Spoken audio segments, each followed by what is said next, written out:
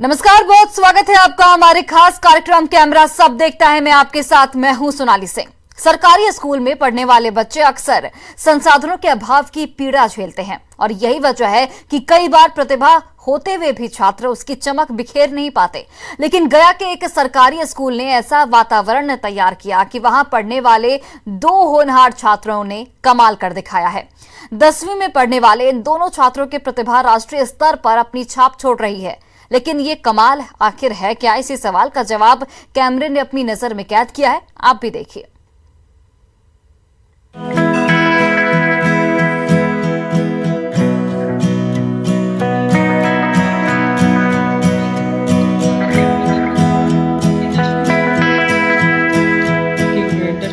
अपने TV screen पर जिस डिवाइस का प्रोटोटाइप आप देख रहे हैं, उसे राष्ट्रीय बाल वैज्ञानिक प्रदर्शनी में आमंत्रित किया गया है। ये प्रदर्शनी 22 नवंबर से 27 नवंबर तक गुवाहाटी में चलेगी। मैन लर्निंग मशीन नाम के इस प्रोजेक्ट को national council of educational research and training ने चयनित कर लिया है। नेशनल प्रदर्शनी में अगर ये प्रोटोटाइप सेलेक्ट हो गया तो ये प्रोजेक्ट जापान तक जाएगा। आप सोच रहे होंगे कि आखिर इस प्रोजेक्ट में ऐसा क्या है जिसकी चर्चा इन दिनों गया जिले को गर्व का क्षण दे रही है। तो चलिए आपको इस प्रोजेक्ट के बारे में बताते हैं, जिसे गया के सरकारी स्कूल में पढ़ने वाले 2 होनहार छात्रों ने तैयार किया है। स्कूल छात्रों को ज्ञान देते हैं, पर एक सच ये भी है कि छात्र स्कूल को पहचान देते हैं। 10वीं क्लास में पढ़ने वाले आदित्य और अनुराग ने भी गया के जिला स्कूल को एक नई पहचान दे दी है।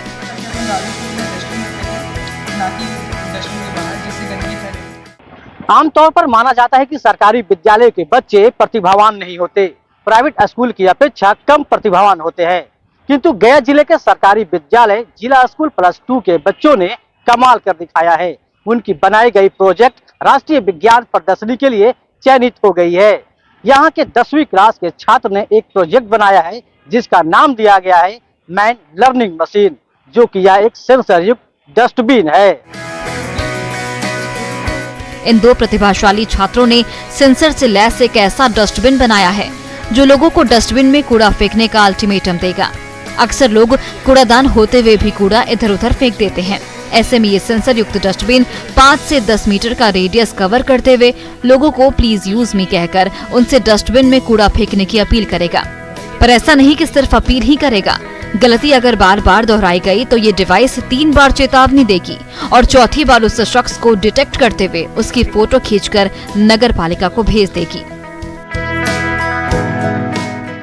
एक्चुअली क्या है कि हमारे जो प्रोजेक्ट है ये क्या करता है कि इसमें 3 तरह के सेंसर्स लगे हुए हैं, जो कि एक कैमरा सेंसर है, एक साउंड सेंसर और एक जो इसके मैकेनिकल टूल्स को मतलब काम करने के लिए, फंक्शन के लिए इसकी मदद करता है। तो एक्चुअली ये इसका जो कैमरा सेंसर है सबसे पहले जो है उस पर्सन को डिटेक्ट करता है, जो कि इसके रेंज तक में लगभग इसका रेंज अभी 5 से 10 मीटर तक का है। और उस रेंज में कोई भी पर्सन अगर कचरे को जो है डस्टबिन के बाहर फेंक देता है, तब ये अपने कैमरा सेंसर की मदद से जो है उस पर्सन को डिटेक्ट कर लेता है कि कौन वो व्यक्ति है जो कि कचरे को डस्टबिन के बाहर फेंक रहा है। अगर इसका चयन हो गया तो हो सके तो ये जापान में भी काम यूज हो सकते हैं, क्योंकि इसमें जो अभी मेरे मित्र ने बताया इसके लिए लाभदायक चाइना कि बहुत लोग को देखते हैं कि कचरे को सरकार द्वारा दिए गए डस्टबिन है उसमें नहीं यूज कर बाहर फेंक देते हैं, या तो कभी कचरे भर जाता तो नीचे रख के चले जाते हैं। इस कारण पशु लोग आकर उसको कचरे को खाते हैं, जिससे पोल्यूशन भी होता है, हम लोग को बीमारी होता है, बहुत सारे बैक्टीरिया उत्पन्न हो जाते हैं इसके कारण। इस मैन लर्निंग मशीन में प्रोग्रामिंग और सेंसर का इस्तेमाल किया गया है। हेल्थ एंड वेलनेस विषय पर चयनित ये प्रोजेक्ट बिहार का इकलौता प्रोजेक्ट माना जा रहा है। आपको बता दें कि बाल वैज्ञानिक प्रदर्शनी में देश भर से 143 बाल वैज्ञानिकों के प्रोजेक्ट का चयन हुआ है और अगर ये प्रोजेक्ट नेशनल लेवल पर सिलेक्ट होता है तो इसका प्रदर्शन जापान में किया जाएगा। सेंसर युक्त डस्टबिन की खासियत। सेंसर युक्त डस्टबिन के 5 से 10 मीटर के रेडियस में कचरा फेंकने पर मशीन अल्टीमेटम देगी। ये स्वचालित है और इधर उधर फेंके गए कचरे को उठाकर डस्टबिन में डाल देगी। बार बार गलती करने वालों को डिटेक्ट करके उसकी तस्वीर सोशल मीडिया पर डाल देगा। तस्वीर अपलोड करने के दौरान ये लिखा जाएगा कि व्यक्ति जानबूझकर ऐसा कर रहा है। महज 600 से 800 की लागत से इस प्रोजेक्ट को तैयार किया गया है। सेंसर युक्त डस्टबिन के पास कचरा फेंकने पर इसमें अलार्म बजेगा। साथ ही प्लीज यूज मी की आवाज भी आएगी। जब डस्टबिन भर जाएगी तो उसकी सूचना नगर पालिका को देगी। जिला स्कूल के 10वीं के छात्र आदित्य कुमार और अनुराग कुमार ने शिक्षक देवेंद्र सिंह की देखरेख में इस प्रोजेक्ट को तैयार किया है।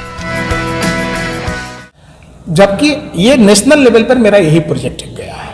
National level man learning machine गया है प्रोजेक्ट। और हमारे यहाँ के बच्चे इतने प्रतिभावान हैं कि इस प्रोजेक्ट में जो प्रोग्रामिंग और सेंसर इस्तेमाल किए हैं, ये एक सरकारी विद्यालय के लिए जो है मिसाल खड़ा हुआ है कि आखिर ये बच्चे प्रोग्रामिंग कर कैसे रहे हैं। इसका मतलब हुआ कि सरकारी विद्यालय के बच्चों में भी काफ़ी प्रतिभा है और ये अगर नेशनल में सेलेक्ट होती है तो वहाँ भी है, जापान तक ये प्रोजेक्ट जाएगी। आपको ये जानकर हैरानी होगी कि साल 2017 से लेकर अब तक इस स्कूल से 36 प्रोजेक्ट का चयन नेशनल लेवल पर हो चुका है। यह आंकड़ा इस बात की तस्दीक कर रहा है कि एक और जहां सरकारी स्कूल बदहाली का पर्याय माने जाते हैं, तो वहीं गया का ये स्कूल छात्रों की प्रतिभा को बहुत लगन से पंख दे रहा है। न्यूज 18 की टीम आदित्य और अनुराग को ये शुभकामना देती है कि उनकी प्रतिभा दुनिया में अपनी छाप छोड़े। न्यूज 18 के लिए गया से एलन लिली की रिपोर्ट। कहते हैं कि शौक बड़ी चीज है और ये बड़ी इसलिए है क्योंकि उसे जीवित रखने के लिए बहुत जतन करने पड़ते हैं, एक लगन चाहिए होती है। देवघर के रजत मुखर्जी भी उन्हीं लोगों में से एक हैं जिन्होंने बहुत जतन से अपने शौक को जीवित रखा है। लेकिन वो शौक आखिर है क्या, इसका जवाब कैमरे ने अपनी नजर में कैद किया है।